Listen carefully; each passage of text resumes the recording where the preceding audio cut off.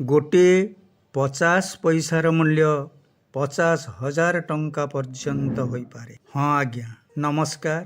ମୁଁ ଗିରିବାବୁ ମୋର କଏନ୍ ରହସ୍ୟ ୟୁଟ୍ୟୁବ୍ ଚ୍ୟାନେଲରୁ ଆପଣମାନଙ୍କୁ ସ୍ୱାଗତ କରୁଛି।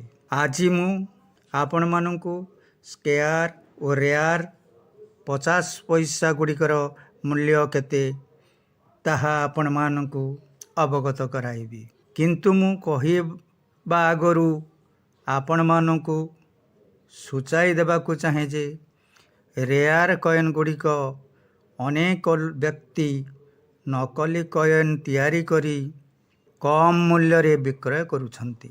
ଏଣୁ ଆପଣମାନେ ଯଦି ରେୟାର କଏନ୍ ଗୁଡ଼ିକ କିଣୁଛନ୍ତି ତାହାହେଲେ ଭଲ ଭାବରେ ଦେଖି ଓ ପରଖି କିଣନ୍ତୁ। ଏଥରେ ଆସିବା ମୁଖ୍ୟ ଆଲୋଚନାକୁ। ସର୍ବପ୍ରଥମେ 1993 ଷ୍ଟିଲ୍ 50 ପଇସାର ମୂଲ୍ୟ, ହାଇଦ୍ରାବାଦ ମିଣ୍ଟ ଓ ବମ୍ବେ ମିଣ୍ଟର ଦାମ ଜାଣିବା। ଏହା 100 ଟଙ୍କାରୁ 500 ଟଙ୍କା। 1997 ଷ୍ଟିଲ୍ 50 ପଇସା, ହାଇଦ୍ରାବାଦ ଓ କୋଲକାତା ମିଣ୍ଟର ଦାମ 50 ଟଙ୍କାରୁ 150 ଟଙ୍କା। ଏଥରେ ଆସିବା କପର ନିକେଲର ତିଆରି ହୋଇଥିବା 50 ପଇସା। ସର୍ବପ୍ରଥମେ ଜାଣିବା 1983 ମସିହା କୋଲକାତା ମିଣ୍ଟର ଦାମ। ଏହା 50 ଟଙ୍କାରୁ 150 ଟଙ୍କା। ତାପରେ 1980 ମସିହା କୋଲକାତା ମିଣ୍ଟ, ଏହାର ମୂଲ୍ୟ 50 ଟଙ୍କାରୁ 200 ଟଙ୍କା। ଏହାପରେ ଆସିବା 1978 ବମ୍ବେ ମିଣ୍ଟ, ଏହା 200 ଟଙ୍କାରୁ 800 ଟଙ୍କା। ତାପରେ ଦେଖିବା 1989 ମସିହା ବମ୍ବେ ମିଣ୍ଟ, ଏହାର ମୂଲ୍ୟ 300 ଟଙ୍କାରୁ 1000 ଟଙ୍କା। ଏଥରେ ଦେଖିବା 1986 ମସିହାର ବମ୍ବେ ମିଣ୍ଟର ମାର୍କେଟ ପ୍ରାଇସ୍ କେତେ। ଏହା 300 ଟଙ୍କାରୁ 2000 ଟଙ୍କା।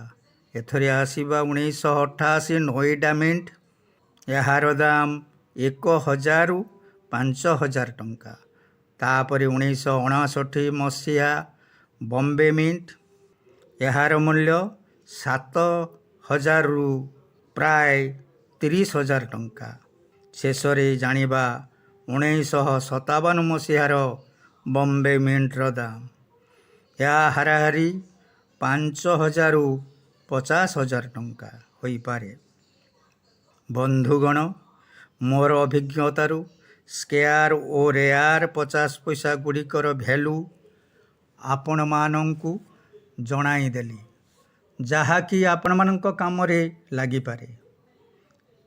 ଶେଷରେ ମୋର ଆପଣମାନଙ୍କୁ ବିନୀତ ଅନୁରୋଧ, ଆପଣମାନେ ମୋର ଚ୍ୟାନେଲକୁ ଲାଇକ୍ଟିଏ କରି ବେଲ୍ ବଟନକୁ କ୍ଲିକ୍ କରିବେ।